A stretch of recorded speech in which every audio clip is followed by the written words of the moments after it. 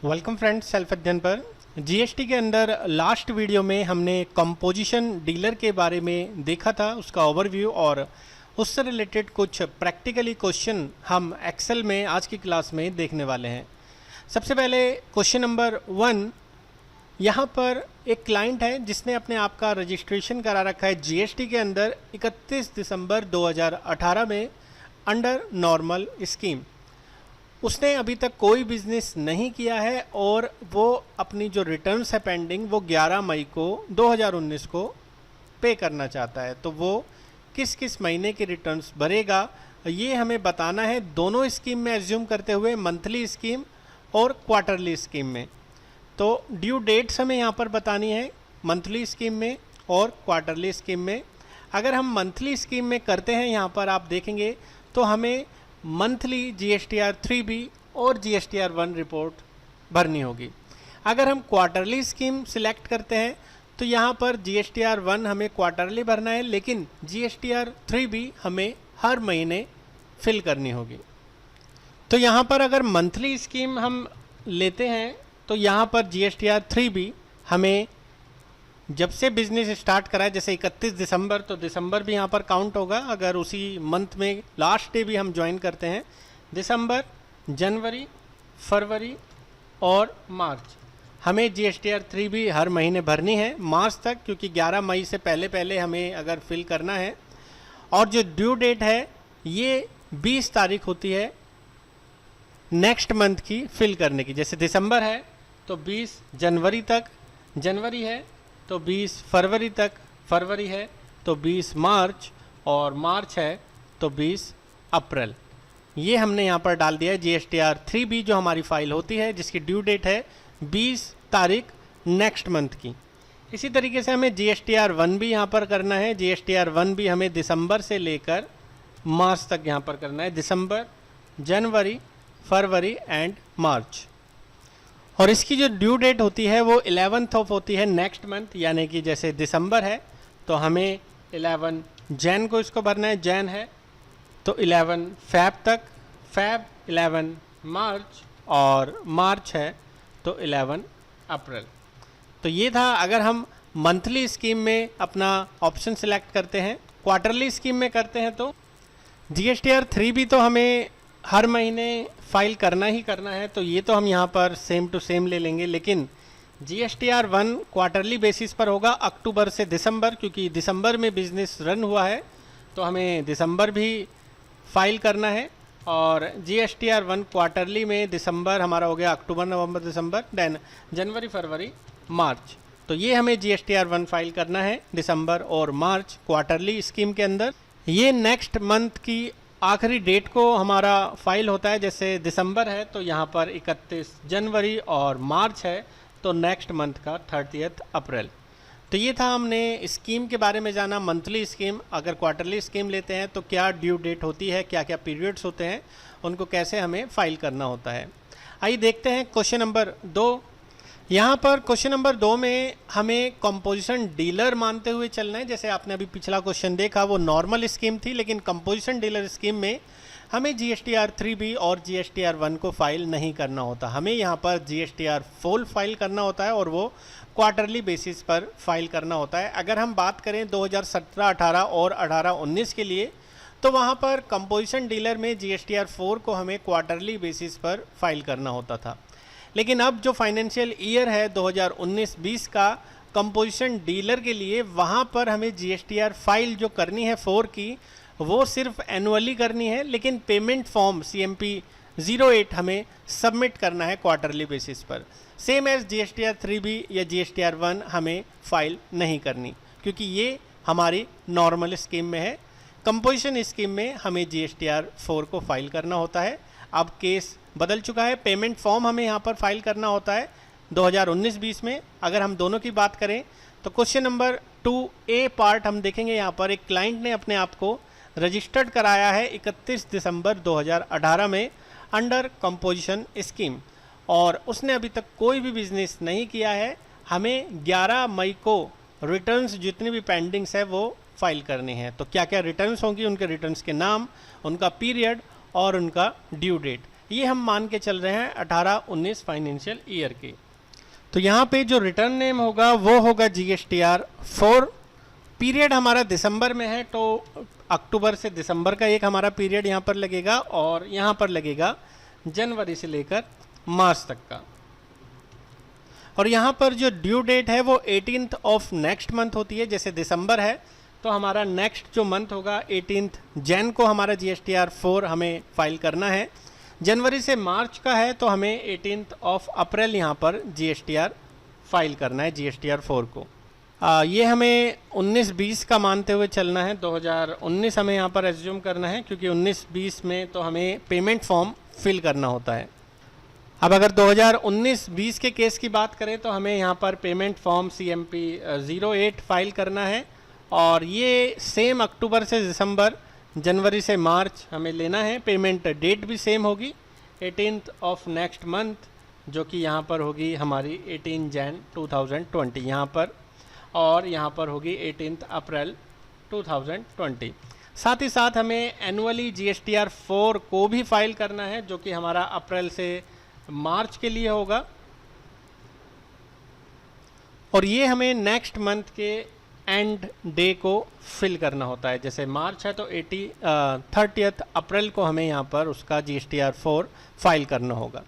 तो ये हमने देखा नॉर्मल स्कीम और कंपोजिशन स्कीम में हम कैसे जो फाइल है, जो पेंडिंग रिटर्न्स है, उसको फिल करेंगे, उनकी क्या ड्यू डेट्स है।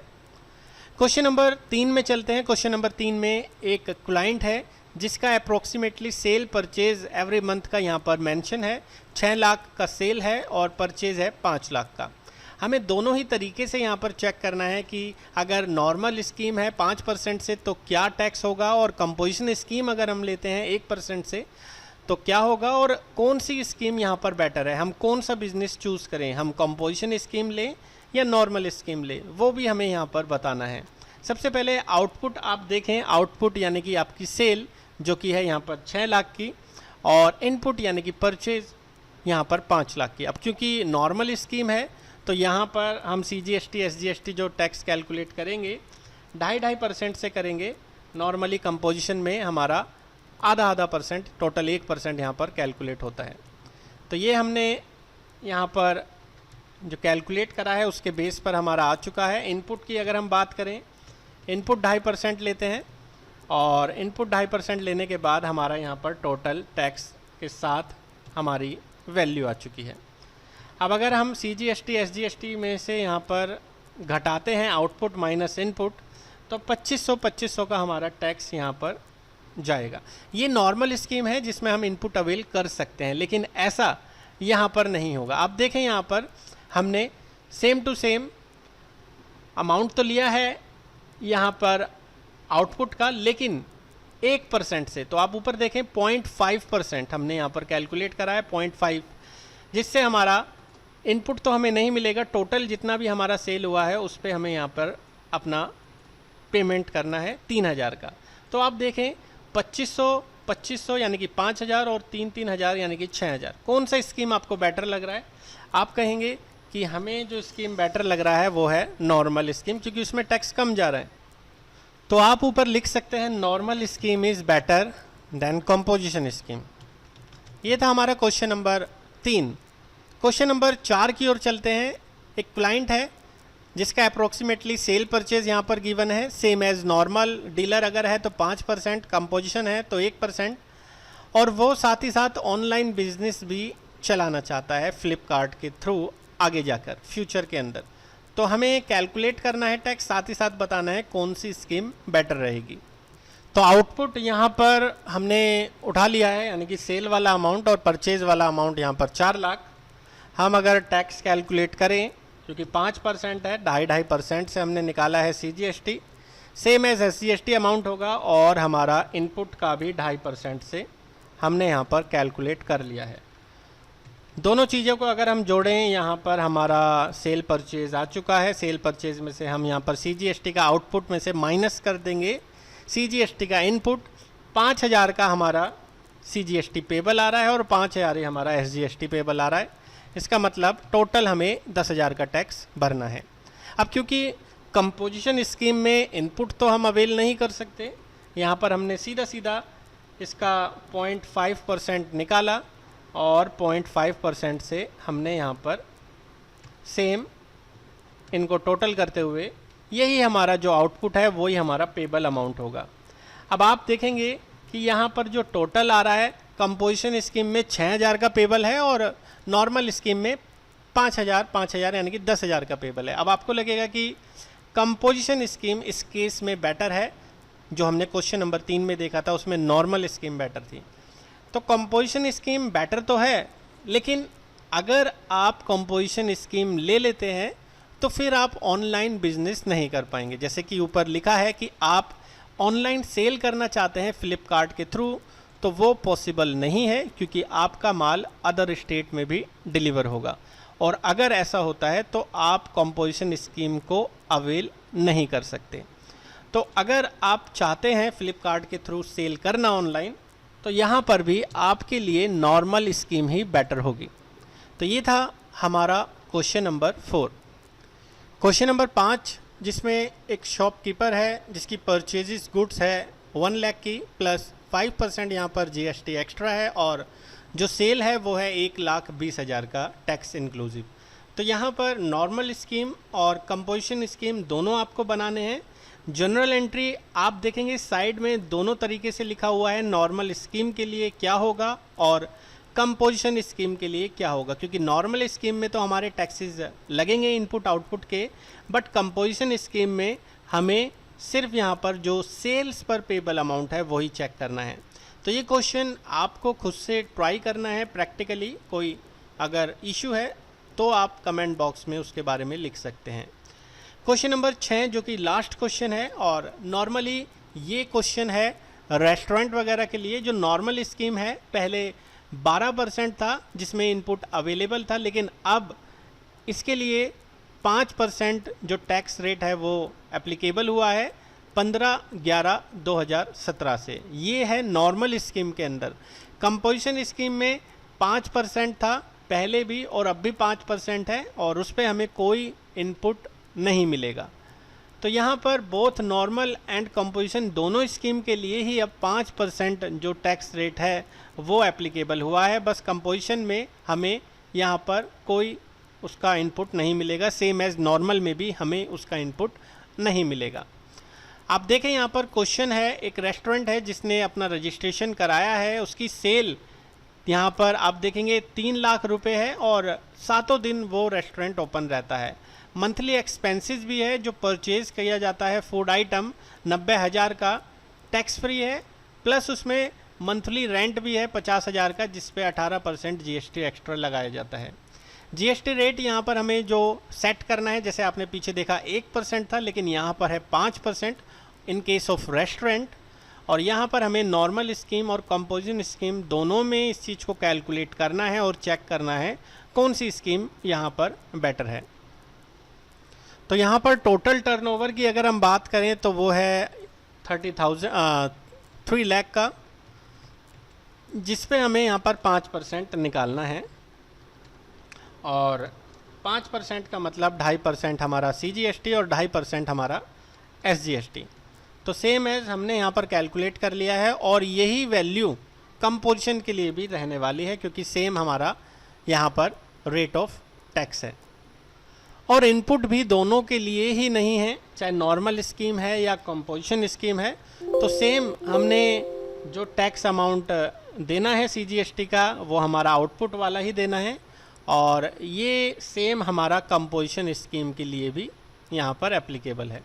तो ये हमने कैलकुलेट करा लिया है, नॉर्मल स्कीम हो या कंपोजिशन स्कीम हो 5% लगेगा, साथ ही साथ कोई इनपुट भी यहाँ पर नहीं मिलेगा।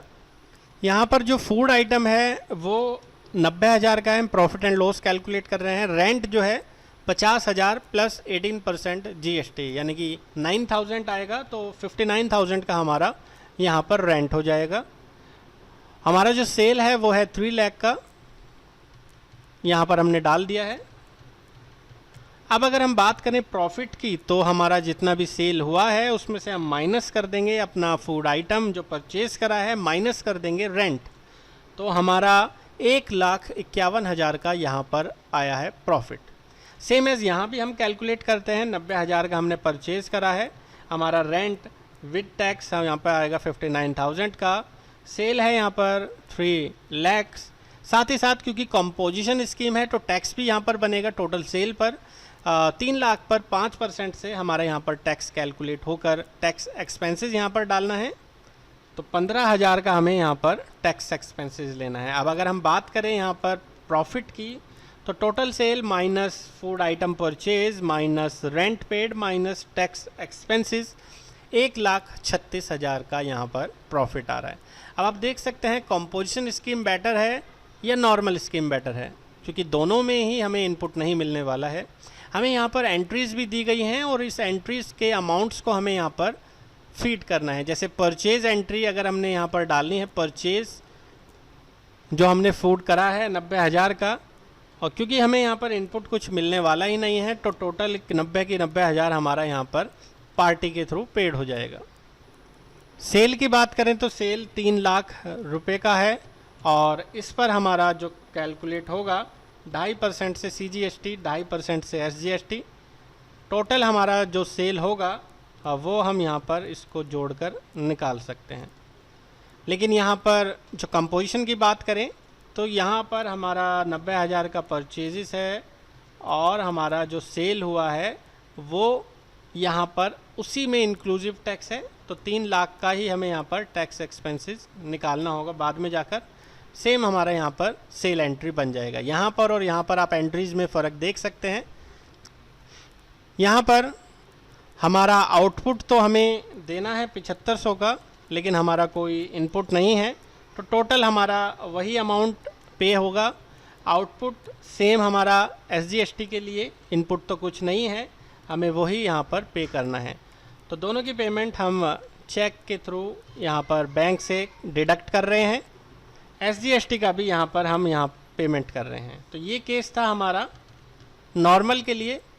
टैक्स एक्सपेंसेस अगर हम यहाँ पर निकालें तो 7500 रुपये का ही हमें यहाँ पर टैक्स एक्सपेंसेस बनता है CGST के लिए 1% से, और वही अमाउंट हमें यहाँ पर पे करना है।